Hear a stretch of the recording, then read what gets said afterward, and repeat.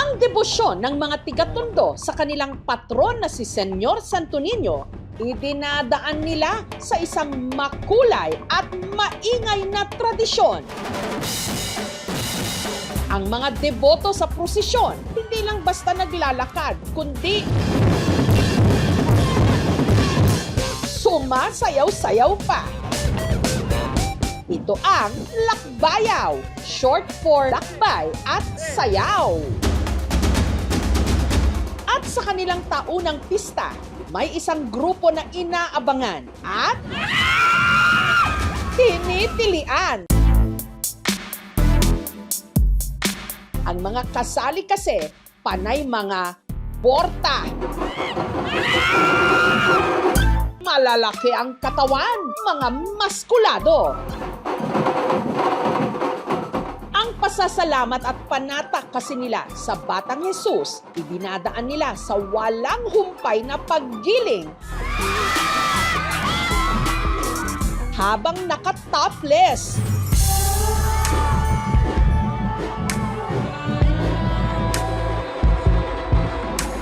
Ganon sila ang mga miyembro ng Willis Gym.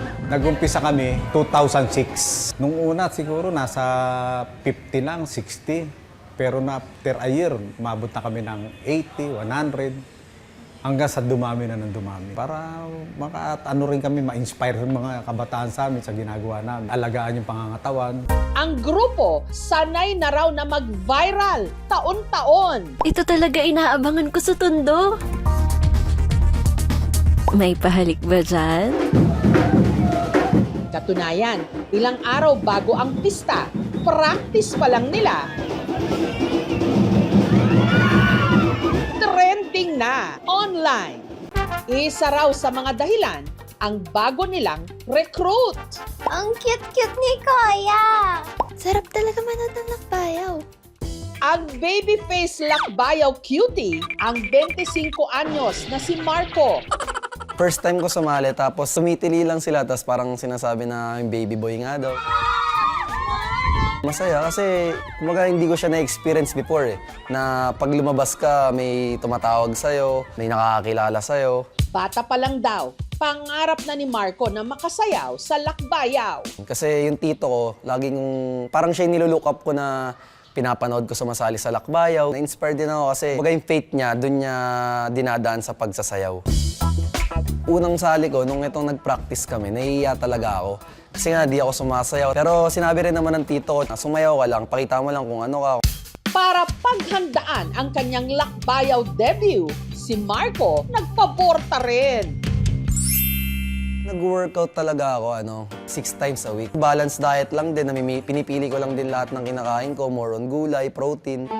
At sa mga nag-aabang dyan sa status ng baby boy ng Willis Gym, heto ang kanyang tugon. Para po sa mga nagtatanong, kung single pa po ba ako, meron na po akong girlfriend.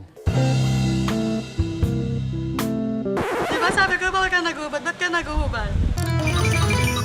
Nagkakilala kami 2017, pero mag-classmate lang kami nun. Maganda, tapos mabait. Tingin ko siya naman na answered prayer. Ang kanilang performance sa taong ito, pinag-isipan daw talaga ng kanilang main choreographer na si Jonash kahit kakauwi pa lang niya ng Pilipinas. Si Jonash kasi, 2 taong nag-OFW sa Macau. Nagtatrabaho po ako sa isang 5-star hotel. Isa po ako doong concierge bell. So kami po yung namamahala sa mga VIP guests namin. Bata pa lang, batak na raw si Jonash sa pagsasayaw. School pa lang sumasayaw na ako. Nagkaroon ako ng sarili kong grupo nung college. Sumasayaw na ako sa lakbayaw sa ibang grupo, mga pambata. Nagbuhat-buhat na ako. Nag-start ako sumali sa kanila ng 2012. Yung tatay ko po kasi sobrang makajos. May mga kami, antik na mga malalaking santo po. Hanggang sa naging deboto po kami ng Santo Niño sa simbahan ng Tondo. Ang hiling niya noon, makasayaw sa international stage. Bagay na dininig daw ni Senyor Santo Niño. Nakatungtong ako sa mga big stage na competition like nakapagsayaw ako sa World of Dance, nakapag Hip Hop International ako. Isa po sa lagi ko po pinagdadasal sa buong Santo Niño po is magkaroon ng maraming opportunity para po makatulong po sa akin at para po sa pamilya ko. Meron po ako isang anak, si Jericho po, 5 years old. Single dad po ako. Taong 2023 po nung nakapag-ibang bansa po ako. Minsan ataking ka na anxiety, mag-isa ka lang, malayo ka sa pamilya mo. Pero nalabanan naman po yun. Linggo-linggo po pinagdadasal sa mahal na po ng Santo Niño sa tuwing nagsisimba ako is yung kalakasan po ng pamilya ko. Pero kung meron man daw OG o original sa grupo, yan ay ang 49 anyos na si Melvin. Si Melvin, aminadong hindi pa raw borta nung siya'y nagsimula sa lakbayaw. Pinanata ko na sana maging healthy yung katawan ko para sa sunod-sunod na pagsali ko. Kaya mas lalong lumaki yung katawan ko para hindi naman ako naiiwanan ng iba na maganda na yung katawan. At sa taon-taon niya raw na paghataw sa lakbayaw, hindi lang katawan niya ang lumaki, lumalim din ang kanyang bulsa. Kasi dati nangungupahan lang kami. Nalaman akong parang permanenteng trabaho noon. Nag-buy and sell ako ng motor. Yun ang unang naging business ko eh. Hanggang sa masenso yung business, nakapag-ipon. Yung inuupahan namin bahay, nabili namin. Ngayon, sarili na namin bahay yung inuupahan namin dati. May paupahan pa kami ngayon. Ito yung paupahan namin, ito yung bahay namin. Ano na pa po kami paupahan sa loob. 4 na pintuyan, meron sa taas, meron sa baba. Yan po ang paupahan namin. Hanggang ngayon, yung edad ko na ganito, wala akong maintenance. Dahil sa kanya, sa ginagawa kong panata, napaganda niya yung buhay ko. Ilang gabi bago ang kanilang performance, puspusan na ang kanilang pag-iensayo. Ang inaabangan ng lahat, walang iba ang gwapong-gwapong si Marco Navarra.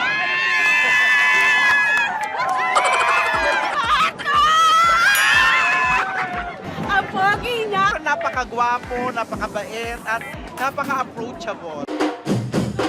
Ilang sandali lang, kaldagan na.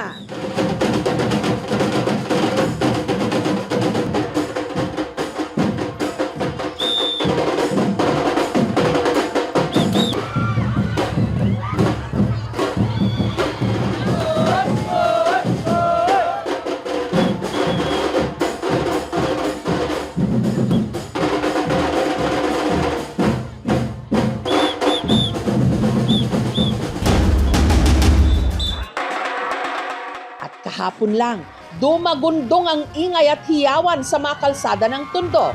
Sina Marco, ready na rin umindak at kumembot.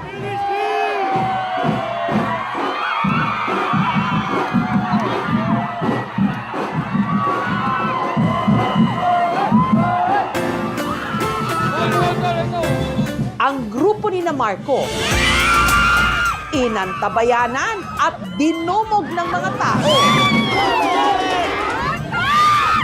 Oh, Diyos ko na! Tama, usawa nga nga sigaw. Lagot ako sa asawa ko! Hindi angkop kasi sa mga batang nakakakita na hindi tama na naghuhubad para sa panata nila sa Santo. Yung lakbayaw na yan, di ba? Ino-offer nila sa Panginoon. So, kailangan very careful tayo sa lahat ng ibibigay natin sa Kanya na pagsamba. Bagamat ang konsepto ng lakbayaw sa pista ng Tondo, tradisyon talaga ng simbahan, meron silang paalala.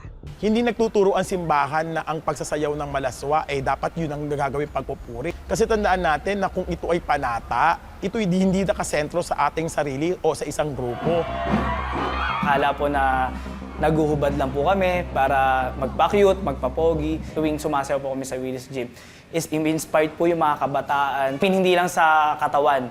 Kumbaga, sakop din ito yung mental health. Para sa akin, kung wala ka namang pananalig din sa ginagawang panata, hindi mo makukuha yung mga gusto mo sa buhay. Kailangan sa kanya ka muna magtiwala para ibigay niya kung ano yung gusto mo.